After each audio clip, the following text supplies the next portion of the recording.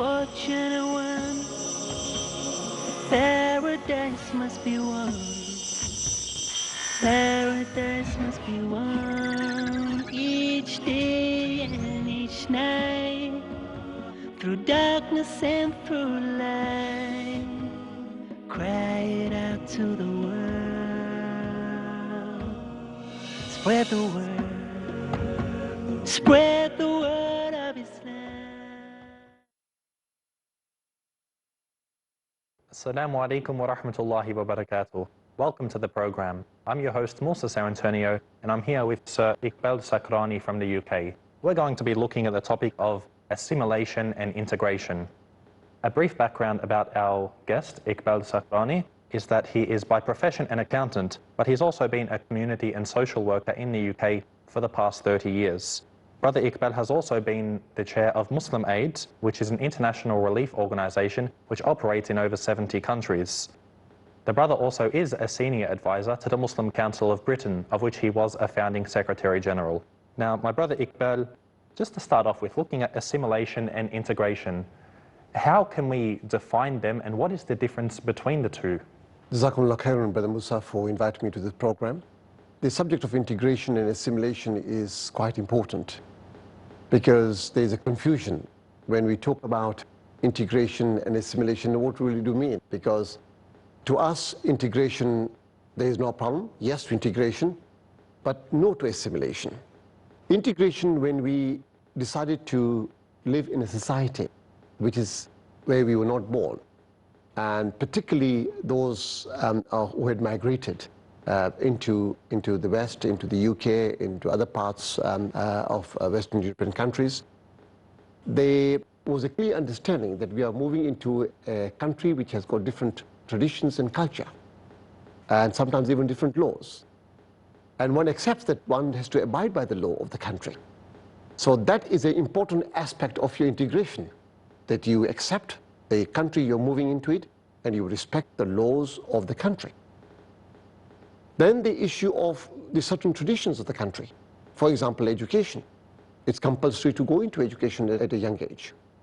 It's important. And therefore, you send your children to a school. That's important. That's an important part of integration. You are accepting the needs of the society, how they have to be met. Then, of course, that comes into that you are a taxpayer. You pay taxes when you earn employment. That's part of the way the society functions, and in other countries as well. So yes, absolutely no problem, that's fine. Now the issue with assimilation comes in is that you lose your identity, your basic way of living. For example, in the West, it's normal to go into the pubs, socialize, and drink alcohol. Now, your religion here comes in, guides you that it is not acceptable for you to drink alcohol. And therefore you say, no, you will not do that. It's practiced there, which has been practiced by many in the West, as far as the women are concerned, to wear miniskirts. And they dress in a way that they feel it's very normal for them. But for Muslims, we are asked to be dressed in a very humble, in a reasonable manner, where your clothing should protect your body, and you should, there are certain guidelines given to us, and therefore we would not adopt that method. That is, that this form of dressing is something acceptable to us. Even in schools, for example, where it has been regarded as compulsory to wear skirts, and we have argued our case that we would prefer our girls to wear trousers, and now the schools are accepting it. They don't force us, our girls, to wear miniskirts, because that would be assimilating to that particular culture. So these are areas where your faith guides you, what is acceptable to do and what not to do. Abiding by the law of a country, different country, your deen accepts you, that when you are living in a different country, you have to accept the laws of the country. In the majority of the cases where you should not infringe with your deen. And by and large, in such countries, we are able to practice our faith in a way we should do. So there is no problems there. So this is a real issue that has come up. Now, our children who are born in that country, they have not migrated. Of course, they are now, for example, in Britain, they are They are born in the UK, they are British by birth, but they happen to have a Muslim identity. And therefore, that should be able to guide them the way through in their lives. So I think there are areas where a certain amount of mischief is being created by certain lobbyist groups, certain right-wing media, where they somehow say the answer to all this is that whoever comes in to live into our country, they should adopt every aspect of that life, social, cultural, political life, absolutely no problem. You know, in the political system that's there, in terms of democratic system that is in existence, we have got absolutely no problems with it. And we should, and it is healthy and proper. And our scholars have made it very clear that it does not contravene the Islamic teachings on that, where you have a shura that comes in and elects its own leader through whatever means. So we are talking about practices which are perhaps brought more on the cultural side, which we have got reservations, and we should come out of it and follow the main practices. So definitely when there are certain things which are right, such as forced marriages, which are, I could say, very anti-Islamic, there's no problem with assimilating, because really this is something a Muslim really should be adapting to anyway. When, however, there are pushes, for example, the issue of hijab, the issue of covering the face, the keeping a beard, praying, for example, in the workplace, when these things come up and there are pushes for Muslims to assimilate, to leave these things behind, what is our argument as Muslims? How do we defend these rights against these pushes for assimilation? This is quite an important point, Brother Musa, because there are cases, for example, the hijab issue is a big issue that has come up in the West now. There are moves towards banning hijab. As we know, in France, a clear statement in schools has been prohibited. In UK, alhamdulillah, our schools where we are able to, the girls are able to wear hijab. In workplaces, absolutely no problem. That is accepted. We have to make a case that such practices are not just beneficial to us as individuals, but they are beneficial for the society. Anything that comes from what teaching of Islam can only bring benefit to oneself and the society. Now, we need to explain this in a very coherent, in a practical, in a dignified manner. That this is nothing to do with suppression of women or isolating women into a second class. If anything, it brings them dignity. And it is on their own wish that they wear it. We don't force, our women are not forced to it. It's an Islamic practice. But many of the women who wear hijab, and I think by and large, they do it because they feel proud about it. It's a tradition. They feel that it's in compliance with the Islamic teachings, and this is the way they would like to go along. The message needs to go out that such practices which we are trying to bring in, if we are able to do it in a willingly, in a happy way, a way it's been accepted, then we will have a society where we will have much more harmony and peace. But where such practices which does not harm the society, a woman wearing hijab does not create a problem to the others. In a similar way that women who go into miniskirts and others, they have got their right to wear, well, that's their wish. And we find it perhaps not acceptable in many ways, or not right, betterment for the society. But then who are we? Let them do it in what they would like to do. But likewise, when we wear in our traditions, then likewise we would expect them to respect it as well. So I think these are the areas that we have to convince them. Otherwise, you make it clear in a society, in a country, that look, no other, you will only have a monoculture. Similar situation like in France, where there are moves that they do not accept other traditions, other cultures, and say that you need to have a French identity and French culture. What has resulted? Riots. There have been real problems of violence coming up. And time again, you have ghettos where people say we will live in that way of life, whatever. That's not beneficial for the society. And these ghettos and other things are those that create much more problem for society at large, even for the police, even for the state. You will see in hospitals, people go along. We must be able to say that when we are in such places, we are able to practice and able to live in the manner which shouldn't be a problem to the other patients as well. And this will only come about where the state also plays an important role.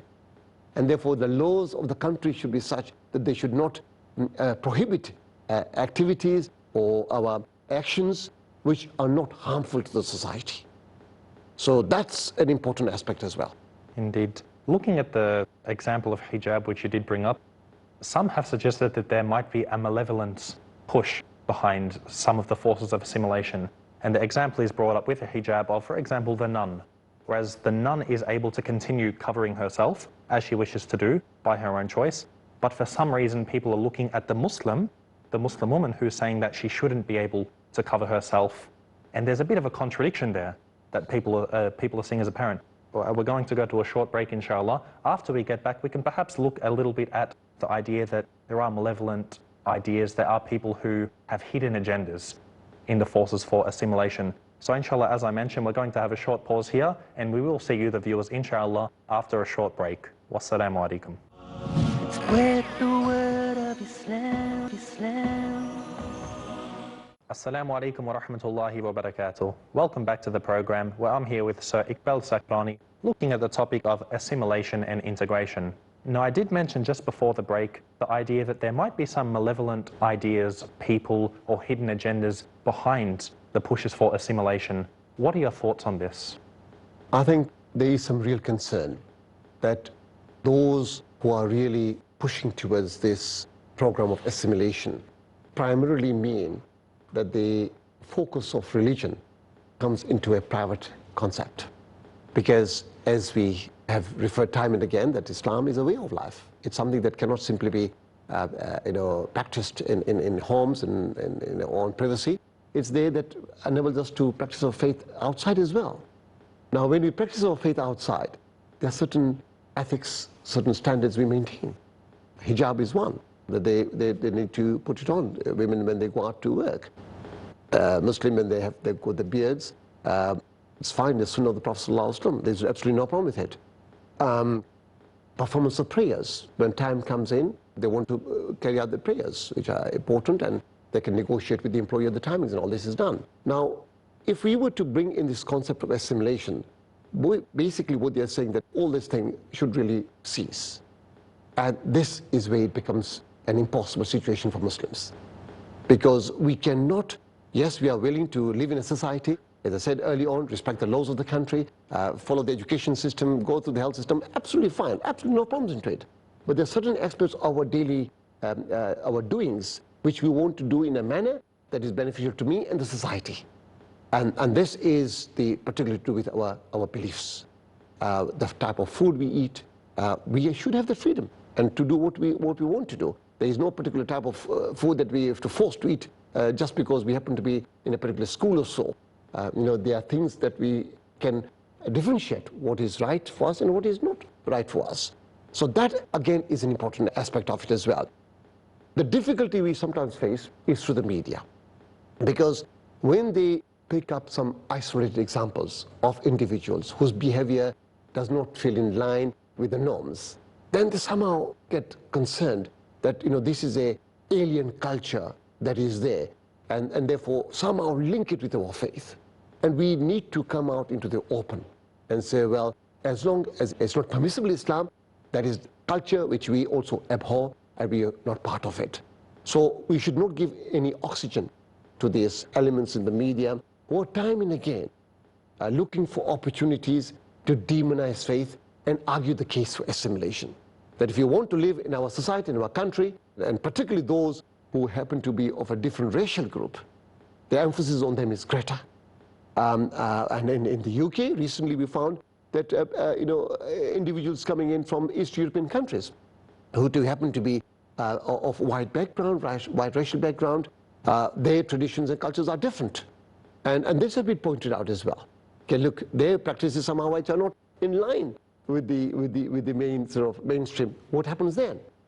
And then it seems in exactly the same way, whether you are an Asian or black origin, your relationship with the state and with the community should be exactly the same, whether you are a person of a white background coming from East European countries as well. So I think there is much, much more understanding built in and arguments in favor of allowing integration to go in a normal process. It is a period of time.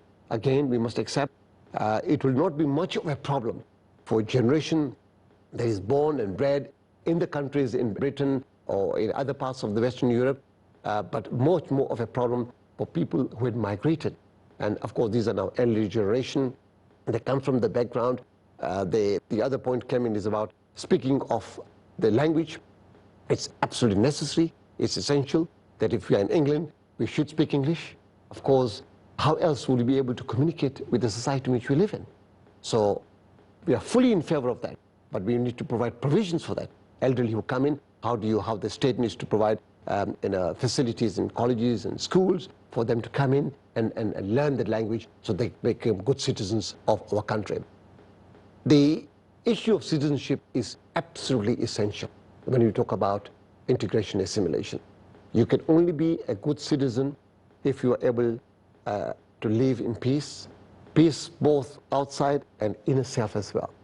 And inner self comes in where you're able to practice your faith in accordance to your teaching of Islam without any stumbling blocks. And I remember during the early days when I was in the UK, when I wanted to perform my Jummah prayers to go into the mosque, I was told, no, you had to go at a particular time, and the prayer time was slightly away from my lunch period time. It was a big problem. And then I explained to the person, look, my concentration, my work will not be there. I may be forced because I'm here to work, and as a student, I'm doing my professional studies. I have to stay in the office, but I will not be comfortable. And is it not right for me to put my full weight behind my work? And by you allowing me 15 minutes, and I'll be able to cover that 15 minutes after my work, or I will miss my lunch period for initial time. So it's not that the firm would lose a minute of their time they pay for me, but it's just that additional time that is needed so that I can accomplish my religious obligation. At the end, they understood. And now today, alhamdulillah, in workplace, in the UK, it's allowed. It's a good practice to allowing employees to perform their prayers and accommodate the timings as well. We are able to go for Hajj because it's an important aspect of our religion's practice. They allow the holidays, which we can go into it, not additional holidays, no, within the period, but during the Hajj time, so that we can go without interfering the aspect of the work. So I think there is much more learning now on the other side as well, that by allowing certain practices, certain traditions, which are in compliance with the faith, brings no harm. And when we feel confident about ourselves, we feel confident about the society, there's much more harmony and much more peace within the society. And I think people will respect us better as well.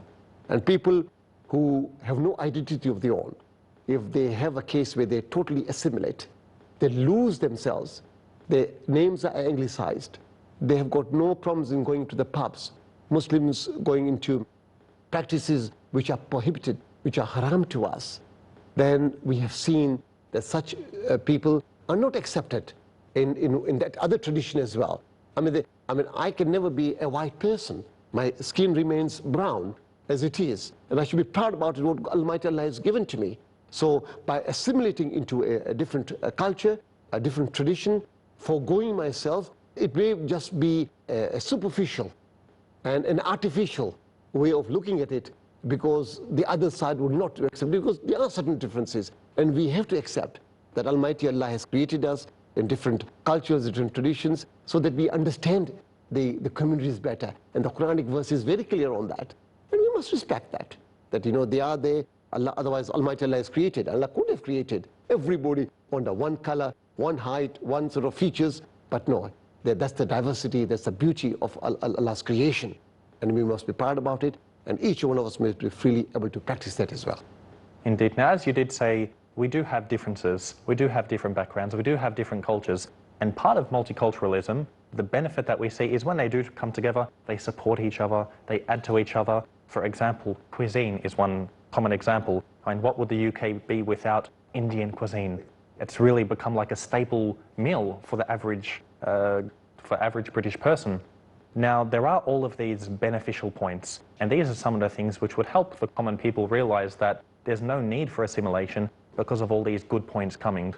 The fears, though, come when you do have, as we mentioned, like the marginalized people, the people who do bring these things which are either cultural and not part of Islam, or perhaps an interpretation of Islam which is not correct. How can we as the Muslim community reassure not just the British or the Australian, but all of the communities we live in? How can we help to combat this and reassure them that really it shouldn't be a problem? I think it's vital that such practices which are being allowed, for example, in Britain, when we see multiculturalism flourishing and it's real beneficial, we've seen real benefits. Those arguing against it somehow believe that, multiculturalism has given rights to the Muslim community or people of faith. Now, what rights? We have not got any extraordinary rights or any special rights. We have got the same rights as people of other faiths have been given as well. And it's a practice, and we have been living in harmony. As you mentioned, not just about the cuisine, bringing the other alternative systems, financial systems, the whole concept of Islamic finance has been developed. Our Prime Minister recently said that he wants Britain to be a gateway to Islamic finance because they could see real values, real benefit from it. Not just inward investment that comes into billions, but in terms of how we are able to structure the financial products, the businesses, and the ethical aspect of it. Everybody benefits from it as well. So countries like France and others who do oppose this methodology, the system that is in place, have to learn from it. And they've seen, and they look at their side, what's happening in those countries, how satisfied and content the people in those countries are. Compared to the other countries as well.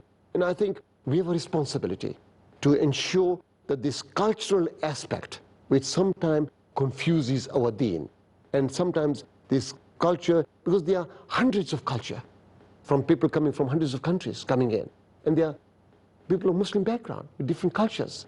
So it's not easy for us to then say, well, this is nothing to do with Islam. But provided we are clear in terms of the responsibility we have to the society, say, this is to do with Islam, this is to do with the culture. They may not like that culture, but there's nothing wrong with our deen of Islam, which is a religion, which is, alhamdulillah, beneficial, not just to oneself, but to the society at large, and we can all benefit from it. So there are, of course, obligations on us and responsibilities.